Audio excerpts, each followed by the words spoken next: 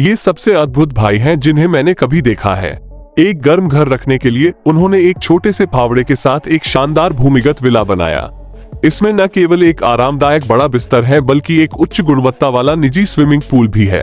इस दिन दोनों भाइयों को एक भूगर्भिक खजाने वाली भूमि मिली और बिना कुछ कहे खुदाई शुरू कर दी। धूल उड़ाने की शक्ति बर्बाद किए बिना उन्होंने तुरंत अनुमानित स्थान खोद लिया।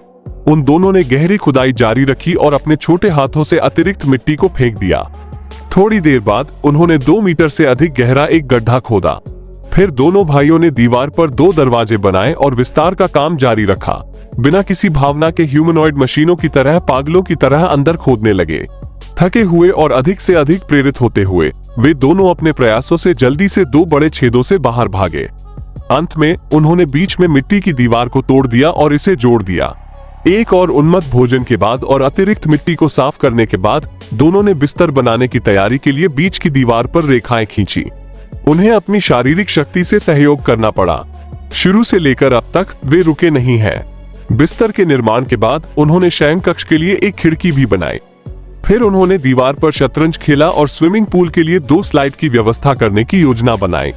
खुदाई प्रक्रिया को तेज करने के लिए उन्होंने ऊपर से नीचे तक बहुत तेजी से खुदाई की स्लाइड का निर्माण इसलिए किया गया था ताकि रात में इसे रोशन करने के लिए मोमबत्तियां रखी जा सकें। दोनों भाइयों ने दीवार पर कई कैंडलस्टिक्स भी उकेरी जो कम से कम कहने के लिए बहुत सुंदर थीं। फिर उन्होंने आसान पहुंच के लिए 2 सीढ़ियां भी बनाई। फिर उन्होंने खुदाई की जंगल से लाल मिट्टी लाकर उसमें मिला दी। ओली के क्लिक करने के बाद उसने बांस के मंच को सुंदर शब्द से रंग दिया। स्विमिंग पूल को जलरोधक बनाने के लिए उन्होंने एक घोंसला खोदा और उसके टुकड़े टुकड़े कर दिए। ये दोनों लोग वास्तव में अद्भुत हैं। स्लाइड को रेशमी और चिकना बनाने के लिए पॉलिश किया जाना चाहिए। बड़े बिस्तर को और अधिक आरामदायक बनाने के लिए उन्होंने इसे बड़े करीने से बिछाया। लकड़ी की छड़ें लगाने के बाद पूल को पानी से भर दिया गया। उन्होंने नदी से पूल तक पानी इकट्ठा करने के लिए बांस को पाइप के रूप में इस्तेमाल किया।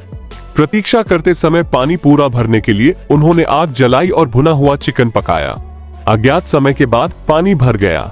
दोनों ने मोमबत्तियां जलाई और खुशी से तैरने लगे।